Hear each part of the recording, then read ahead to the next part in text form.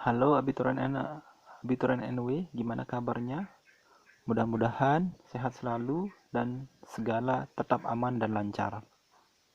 Alhamdulillahirrabbilalamin wa bihi nasta'in wa ala umurina waddin wassalatu wassalamu ala asrafil anbiya'i wal mursalin wa ala alihi wa sahbihi ajma'in. Allahumma aslih ummata Muhammadin sallallahu alaihi wasallam wa farij an ummati Muhammadin sallallahu alaihi wasallam warham ummata Muhammadin sallallahu alaihi wasallam wa ansur wa hafaz wa ayyid nahdlatul watani fil alamin bihaqqi Muhammadin sallallahu alaihi wasallam wa ansur wa hafaz wa ayyid nahdlatul watani fil alamin bihaqqi Muhammadin sallallahu alaihi wasallam. Segala puji bagi Allah Subhanahu wa taala yang melimpahkan rezeki dan karunia-Nya, serta salawat serta salam juga kita haturkan kepada junjungan alam Nabi besar Muhammad sallallahu alaihi wasallam.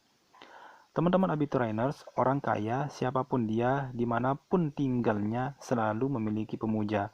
Masyarakat cenderung menjadikan para hartawan sebagai public figure dan role model bagi anak-anaknya. Apalagi jika si orang kaya tersebut seorang alim yang mengerti dan melaksanakan syariat agama. Tentunya kekaguman masyarakat akan menjadi berlipat ganda. Di sebuah kampung dekat kantor kecamatan tinggal seorang kiai yang dikenal bisa mengobati berbagai penyakit. Pengobatan alternatif yang dijalankan dengan ramuan bahan-bahan alami terkenal ampuh mengusir penyakit sehingga setiap hari pasiennya berbondong-bondong mendatangi rumah Pak Kiai. Rumah beliau pun berubah menjadi klinik masyarakat karena mayoritas dipenuhi oleh kalangan bawah yang mencari pengobatan berbiaya ringan. Meskipun diakui kepatenannya, Pak Kiai tidak pernah meminta bayaran kepada para pasien. Mereka hanya menyimpan amplop di tempat duduk Pak Kiai, yang isinya tergantung kemampuan. Jadi klinik kesehatan ini bukan klinik komersil yang dapat menjadikan pemiliknya kaya raya.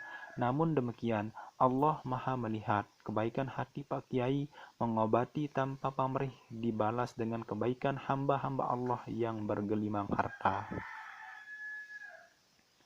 Dari ratusan bahkan ribuan pasiennya, terselip beberapa puluh orang yang termasuk pengusaha besar.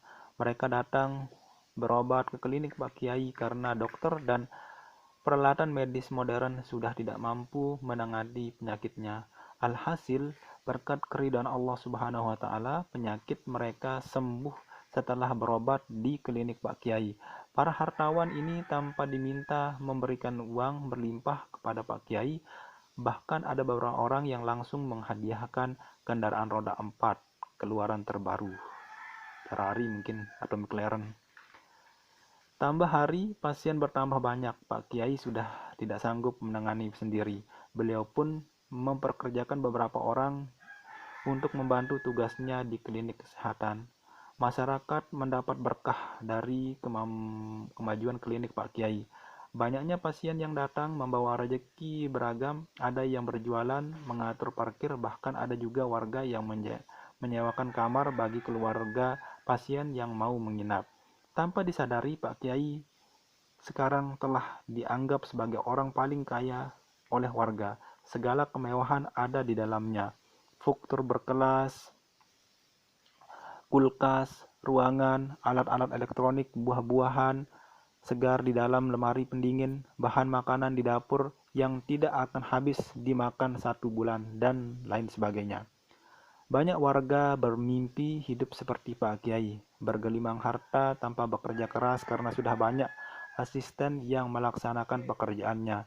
Mereka berangan bisa membeli tanah berhektar-hektar, membagikan sembako kepada fakir miskin setiap awal bulan, memberi uang anak yatim setiap ada kesempatan, menyumbang pembangunan masjid, membangun beberapa rumah untuk anak-anak, dan lain sebagainya, seperti yang dilakukan Pak Kiai dengan uangnya. Mereka berharap jika tidak bisa melakukan sekarang, mungkin besok selepas bangun tidur bisa melakukannya. Namun sayang, esok pagi tidak terjadi perubahan. Mereka pun berharap pada minggu depan, selanjutnya bulan depan, dan tahun depan. Karena mereka hanya berharap, harapan tidak pernah bisa menjadi nyata. Akhirnya warga menyerah, berhenti berharap, dan menjalankan hidup dalam kekecewaan. Sahabat Abiturainers, kesuksesan yang selalu diiringi dengan kekayaan senantiasa membuat manusia tergoda.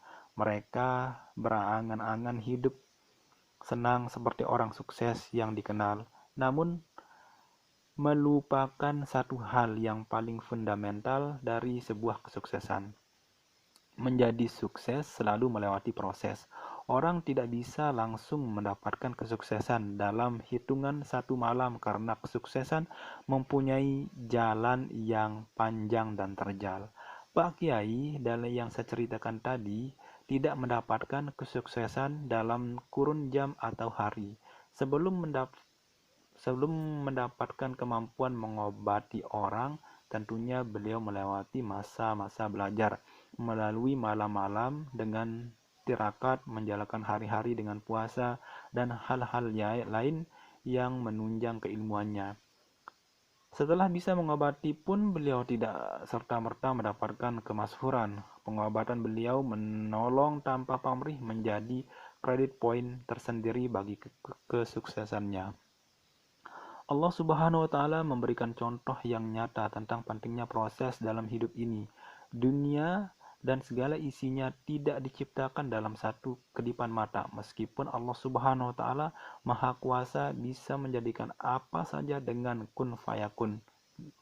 Jadi maka jadi. Namun Sang Pencipta yang maha sempurna, hikmahnya menciptakan alam semesta dan segala isinya ini dalam waktu 7 hari. 7 hari menciptakan alam semesta adalah pelajaran yang teramat berharga bagi anak cucu Adam, bahwa untuk menjadi atau menjadikan sesuatu kita membutuhkan proses. Dengan proses kita bisa merasakan betapa sulitnya mendapatkan yang diharapkan. Dengan proses kita menghargai sebuah perjuangan. Dengan proses kita meniscayakan pengorbanan.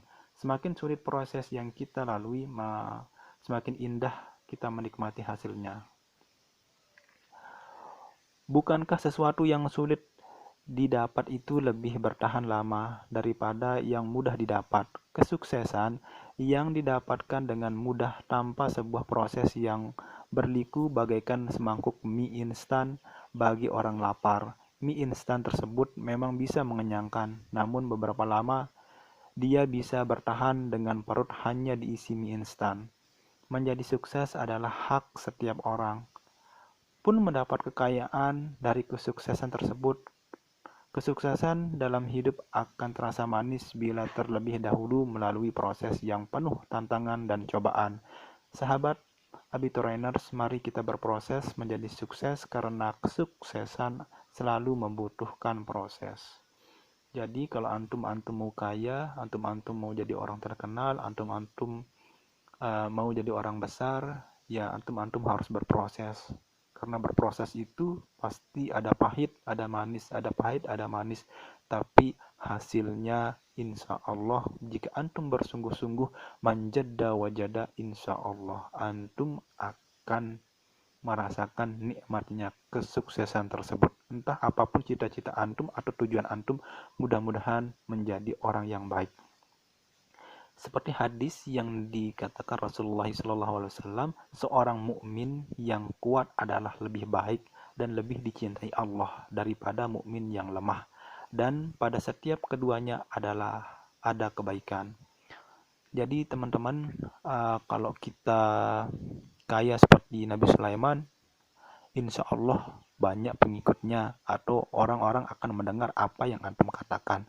Tapi jika antum-antum ya bisa dikatakan walaupun antum berilmu tapi antum tidak punya harta, ya mungkin sedikit yang akan mengikuti jejak antum. Nah, karena gimana pun orang-orang itu kadang ya memikirkan perutnya. Nah, tapi secara logika kalau antum kaya, antum mudah mengajak mereka untuk sholat. Misalkan antum ini kan sebagai bos perusahaan. Nah, di dalam perusahaan itu antum menerapkan kebijakan wajib sholat, kalau bulan Ramadan wajib puasa, dan wajib berzakat. Nah, insya Allah dengan kekayaan yang antum miliki dan kekuasaan yang antum miliki, antum bisa mengajak orang untuk berbuat baik.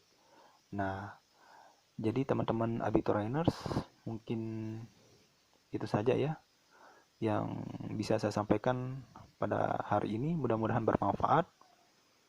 Wallahu muwaffiq wal hadi ila sabilir rasyad. Wassalamualaikum warahmatullahi wabarakatuh. Oh iya teman-teman Abiturieners, bagus ya backgroundnya, pagar sama daun ubi. Tadi jemuran ya. Oke, itu aja ya. Dadah.